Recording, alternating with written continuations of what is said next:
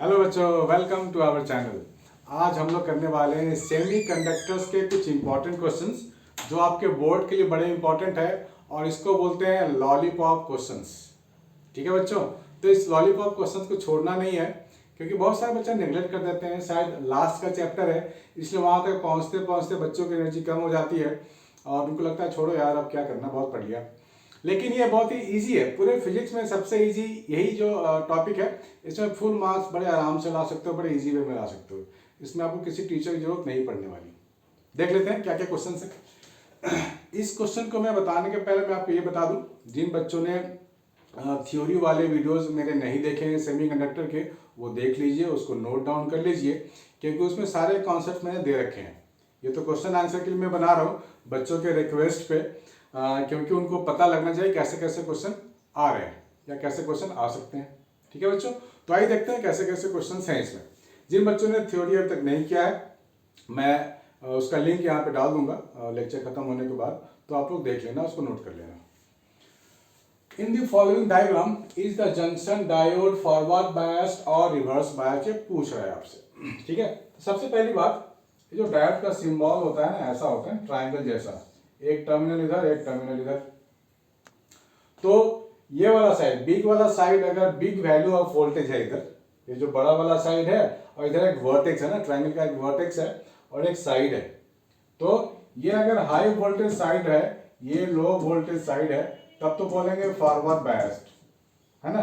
फिर तो current pass करेगा, फिर तो करंट पास करेगा। लेकिन अगर मान लो ये है लो वोल्टेज साइड और ये है हाई वोल्टेज साइड, फिर क्या बोलेंगे, रिवर्स बायस्ड, फिर करंट इसमें पास ही नहीं करेगा। ठीक है ना, इसी चीज को हमें यहाँ पर समझना है और लिखना है, क्वेश्चन इसी का आंसर हमें लिखना है। तो ये कौन सा केस है, देख लो, इसको जोड़ा गया है अर्थिंग, है ना, बहुत सारे लाइन है, इसको बोलते हैं अर्थिंग, यानी कि इस साइड है 0 वोल्ट, ठीक है ना, इस साइड है 0 वोल्ट और इस साइड है 5 वोल्ट, तो ये इसको बोलते हैं रिवर्स बायसिंग। ये वाला केस आ गया 0 वोल्ट और 5 वोल्ट, लो वोल्टेज और हाई वोल्टेज, तो ये तो रिवर्स बायस्ड हो गया ना, और रिवर्स बायस में तो करंट फ्लो ही नहीं करता। ठीक है ना, ठीक है, इसे करंट के लिए नहीं पूछ रहा है, ये सिर्फ बायसिंग पूछ रहा है, तो बोल देंगे this is reverse biased. Draw the circuit diagram of a full wave rectifier and state how it works. तो इसका वीडियो मैंने पहले बना रखा है, मैं उसका लिंक यहाँ पे डाल दूंगा, आप लोग देख लेना डिस्क्रिप्शन बॉक्स में, बहुत इजी है, लॉलीपॉप है वो भी। दूसरा करते हैं, energy gap in A PN photodiode is 2.8 electron volt. It can detect a wavelength of 600 nanometer. Justify your answer. अच्छा, क्वेश्चन मार्क है, डिटेक्ट कर पाएगा या नहीं इस पे क्वेश्चन मार्क है, तो मालूम कर लेते हैं। अगर एनर्जी गैप, अगर हमारे पास फोटोडायोड वाला एनर्जी अगर एनर्जी गैप से ज्यादा हुआ तो भी डिटेक्ट कर लेगा, ठीक है, डिटेक्ट कर लेगा। लेकिन फोटोन की एनर्जी अगर एनर्जी गैप से कम है तो नॉट डिटेक्टेड लिखेंगे, ठीक है ना। तो आपको एनर्जी पता करना पड़ेगा पहले अकॉर्डिंग टू दिस वेवलेंथ, इस वेवलेंथ के कॉरेस्पॉन्डिंग जो एनर्जी आएगा फोटोन का वो आप निकाल लो, दैट मीन्स hc/λ। मैंने आपको पहले ही बोला हुआ है H और C की कंबाइंड वैल्यू आप याद कर लो तो आपको आसान होगा कैलकुलेशन में। नहीं किया है याद तो कोई बात नहीं, मैं आपके लिए पूरा कैलकुलेट कर रहा हूँ। 6.6 इंटू 10⁻34, H की वैल्यू फिक्स है ना, प्लैंक्स कांस्टेंट, C की वैल्यू भी फिक्स है 3 इंटू 10⁸, लैम्डा की वैल्यू है 6000 नैनोमीटर इंटू 10⁻⁻9, ठीक है ना। तो H और C की कंबाइंड वैल्यू आप अगर देखोगे तो आएगा 20 इंटू 10⁻26। अगर एग्जाम में आप चाहते हो टाइम आपको सेव करना है तो HC की वैल्यू याद कर लो, 20 इंटू 10⁻26, आप ये याद कर लो। और नीचे क्या मिल गया मुझे, 10⁻6 इंटू 10⁻6, ये मिल गया, ठीक है ना। 20/6, 6 3 जा 18, 3.3 के आसपास आएगा, इंटू 10⁻−18, ठीक है, -18। देखो यहाँ पे इलेक्ट्रॉन वोल्ट में आपको गिवन है फोटोडायोड की एनर्जी गैप, ठीक है ना, फोटोडायोड की एनर्जी गैप है कितना, 2.8 इलेक्ट्रॉन वोल्ट। तो ये भी तो आपको इलेक्ट्रॉन वोल्ट में निकालनी पड़ेगी ना। कितना हो जाएगा ये 1.6 इंटू 10⁻⁻19। अब ये इलेक्ट्रॉन वोल्ट में बन गया। जब भी आपको इलेक्ट्रॉन वोल्ट में कन्वर्ट करना हो एनर्जी, आप क्या करते हो, divide by charge of electron करते हो। इसमें डाउट वाली क्या बात है, ठीक है ना। इसको कैलकुलेट कर लेते हैं। तो ये कितना हो जाएगा, अप्रॉक्स 2 आ जाएगा ये, ठीक है ना, अप्रॉक्स 2 आ जाएगा। और 2 इंटू 10⁻⁻1 ये आ गया 20 इलेक्ट्रॉन वोल्ट, ठीक है ना। अप्रॉक्स 20 इलेक्ट्रॉन वोल्ट की एनर्जी आपकी बन रही है, याद रहेगा 20 इलेक्ट्रॉन वोल्ट। ये 19.8 होता है, मैंने 20 ले लिया था, तो उसके हिसाब से ठीक आ रही है वैल्यू। -18 हो गया, ये -19 है, एक 10 बच जाएगा ऊपर, और यहाँ से कट के 2 तो 20 इलेक्ट्रॉन वोल्ट है। यानी कि ये वाला कंडीशन मिल गया मुझे। एनर्जी गैप से तो ज़्यादा है ना लाइट वाली एनर्जी, तो डिटेक्ट कर लेगा। ये जस्टिफाई आपने कर दिया क्योंकि कैलकुलेशन में आपने दिखा दिया, तो ये जस्टिफाइड हो गया, ठीक है बच्चों। चलो आगे करते हैं। क्वेश्चन को देखो एक बार। हमारे को बोला गया है find the value of current through the resistor R in the circuit 1 and 2 when similar diode D1 D2 are connected.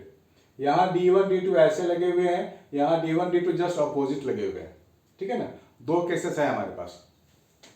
यहाँ पे क्या है, ध्यान से देखो, बैटरी का जो पॉजिटिव साइड है वो इसके बिग साइड से के पास लगा है ना, बिग साइड से कनेक्टेड है, यानी कि इसको बोलेंगे फॉरवर्ड बायस कनेक्शन, ठीक है ना। जब भी कोई भी डायोड के पास अगर ये बिग साइड वाला बैटरी ऐसा लगा हो तो इसको बोलेंगे क्या, फॉरवर्ड बायस्ड। और इसका उल्टा रिवर्स बायस हो जाएगा। इसका उल्टा क्या हो जाएगा, दिस इज रिवर्स बायस्ड, ठीक है ना। तो ये फॉरवर्ड बायस वाला केस है। तो फॉरवर्ड बायस में क्या होता है, डायोड ऑफर्स जीरो रेजिस्टेंस, ठीक है ना। तो इसमें हम लोग क्या करेंगे, करंट निकाल लेते हैं, सीधा सीधा ohms लॉ लगा लेंगे, क्योंकि फॉरवर्ड बायस में डायोड के द्वारा कोई भी रेजिस्टेंस नहीं होगा। So total voltage is equal to I into total R, 20 है। तो ये हो गया हमारे पास, I की वैल्यू आ गई हमारे पास 0.1 एम्पियर, है ना, 0.1 एम्पियर। इसमें आप ध्यान से देखो, ये तो फॉरवर्ड बायस्ड है लेकिन ये रिवर्स बायस्ड हो गया, ठीक है ना। ये रिवर्स बायस्ड हो गया, तो रिवर्स बायस में कोई भी अगर एक भी डायोड रिवर्स बायस है तो वह इनफाइनाइट रेजिस्टेंस ऑफर करता है, वो करंट को पास ही नहीं होने देगा। सो इसमें करंट लिखेंगे 0 ampere in this and 0.1 ampere in this, ठीक है बच्चों, कोई डाउट नहीं होनी चाहिए। आगे बढ़ जाओ। Draw the energy band diagram for intrinsic semiconductor is doped with impurity antimony. Antimony जो होता है वो पेंटावैलेंट होता है, ये आप याद कर लो, कहीं लिख लो मोटे मोटे अक्षरों में। एंटीमनी फास्फोरस के ग्रुप का है, तो इसको बोलते हैं पेंटावैलेंट कंपाउंड, पेंटावैलेंट एटम है। Name the extrinsic semiconductor so obtained.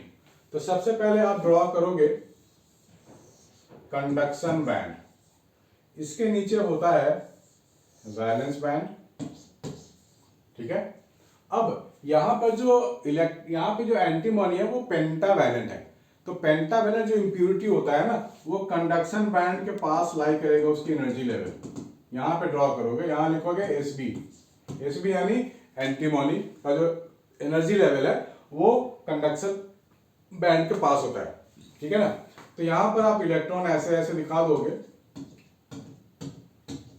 ठीक है, और यहाँ पर होल्स कम होंगे, इलेक्ट्रॉन भी यहाँ पे ज्यादा होंगे, बस हो गया, और कुछ नहीं करना आपको, ठीक है। ये आपको एनर्जी लेवल आपने दिखा दिया, दिस इज एनर्जी। और यहां से यहां तक एक ईजी एनर्जी, बैंड एनर्जी क्या है, ठीक है ना। तो ये जो हमारे पास बना, देखो पेंटावैलेंट इम्प्योरिटी जब भी आप डालोगे ना इंट्रिंसिक सेमीकंडक्टर में, तो बनेगा N type semiconductor, N type semiconductor, ठीक है। एन टाइप सेमीकंडक्टर बनेगा इस तरीके के बैंड एनर्जी में, ठीक है बच्चों, इसमें कोई डाउट नहीं होनी चाहिए। मेजॉरिटी चार्ज कैरियर कौन होता है एन टाइप में, इलेक्ट्रॉन होता है, electron is the majority charge carrier. ये आप अच्छे से लिख लो, अच्छे से ध्यान में रख लो, अच्छे से याद कर लो, सॉरी बच्चों। अच्छे से लिख लो। आगे करते हैं, ये वाला आपको दिख रहा है साफ साफ? ठीक है, गुड। यहाँ पे क्या है, द ग्राफ आपको गिवन है, करंट और वोल्टेज का ग्राफ आपको गिवन है, विच कह रहा है कि over which the semiconductor is negative resistance, identify the region. देखो बच्चों, जब भी करंट और वोल्टेज का ग्राफ होगा तो आप जो इस ग्राफ का स्लोप निकालोगे वही आपको रेजिस्टेंस देगा, ठीक है ना। तो स्लोप निकालने तो आपको आता ही है बहुत अच्छे से। मान लेते हैं कि किसी ए पॉइंट पे स्लोप निकालेंगे, तो ऐसे ऐसा लाइन ड्रॉ करेंगे ना स्लोप के लिए, तो ये जो लाइन बनेगा, ये जो एंगल बनेगा ये 90 से कम होगा, एक्यूट एंगल होगा ना। तो जब ये एक्यूट एंगल होता है तो स्लोप तो पॉजिटिव होता है, ये तो हमें बहुत बार पढ़ा है हम लोगों ने। और बी पे लाइन बिल्कुल स्ट्रेट हो जाएगा, तो स्ट्रेट लाइन का स्लोप हमेशा 0 होता है, ये भी पढ़ा है हम लोगों ने।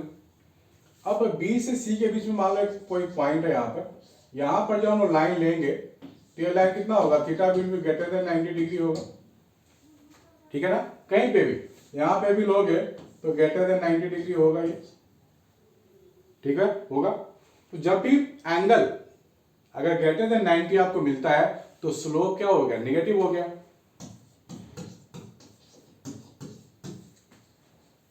लेस देन 0, नेगेटिव स्लोप, यानी कि नेगेटिव रेजिस्टेंस की बात होती है यहाँ पे। तो ये रीजन पूछ रहा है आपसे, तो आप बोलोगे between B and C there is a negative slope and hence negative resistance, ठीक है ना, इजी है बहुत। चलो इसमें कर लेते हैं। यहाँ पे एक डायोड लगा है, तो आप ध्यान से देखो, बैटरी का पॉजिटिव साइड होते हुए यहाँ पे गया हुआ है, यानी कि this is forward bias condition. और हमें मालूम है कि फॉरवर्ड बायस कंडीशन में डायोड ऑफर करता है 0 रेजिस्टेंस, ठीक है, ओके। हमसे मांगा गया है potential difference between the point A and B, तो ये नॉर्मल इलेक्ट्रिसिटी का ही क्वेश्चन हो गया। इसको आप यहाँ से हटा दो, जो 0 रेजिस्टेंस ऑफर करता है उसका कोई यूज ही नहीं है, इसको आप हटा कर नॉर्मली कर सकते हो जैसे इलेक्ट्रिसिटी में करते थे। 10,000 आर इन पैरेलल, ये 5,000 रेजिस्टेंस देगा ना, 5,000, ये क्या देगा आपको, 5,000 ओम, ठीक है ना। तो यहाँ पर है 30 वोल्ट और यहाँ पर है 10,000 ओम और ये है 5,000 ओम, ठीक है ना। ये ए हो गया और ये बी हो गया। तो हम लोग क्या करेंगे, पहले करंट फाइंड कर लेते हैं। तो ओम्स लॉ क्या लिखेंगे, V is equal to I into R. 10,000 और 5,000 ये हो गया 6,000, तो I क्या बनेगा 3/600, तो 1/200 एम्पियर, 1/200 एम्पियर करंट हो गया जो यहां से निकलेगा ऐसे। तो ए और बी के बीच में हमें फाइंड करनी है वोल्टेज, तो ए और बी के बीच में रेजिस्टेंस तो हमारे को गिवन ही है, तो सीधा सीधा लगा लेंगे V is equal to I R. I है 1/200 और रेजिस्टेंस कितना है 5,000। ये दो कट गया, ये हो जाएगा 50/2, दैट मीन्स 25 वोल्ट, ठीक है, 25 वोल्ट हो गया। तो कितना आसान था ये भी, बढ़िया ना।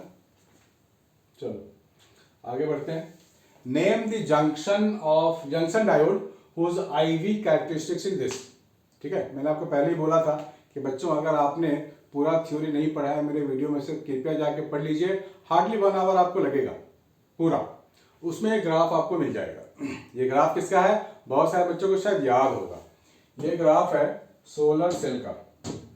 सोलर सेल जो काम करता है ना, सोलर सेल, ये भी तो हम लोगों ने कर रखा है, ग्राफ में कर रखा है, बहुत सारे बच्चों ने कर भी रखा है। तो देखते बता देंगे सर ये तो सोलर सेल का IV कैरेक्टरिस्टिक्स है, ठीक है। तो काफी ईजी है बच्चों, घबराने का नहीं है, बिंदास रहो, क्वेश्चंस करते जाओ, सारे क्वेश्चन खत्म भी हो गए। तो बच्चों आपको एक कैसा लगा वीडियो कमेंट करके आप बताना, और आपको समझ में आया तो लाइक कमेंट शेयर जरूर करना, बेल बटन के साथ आप सब्सक्राइब कर लो ताकि आपको अपडेट मिलती रहे जो मैं डेली बेसिस पे डाल रहा हूँ। बच्चों मिलते हैं नेक्स्ट वीडियो में, बाय एंड टेक केयर।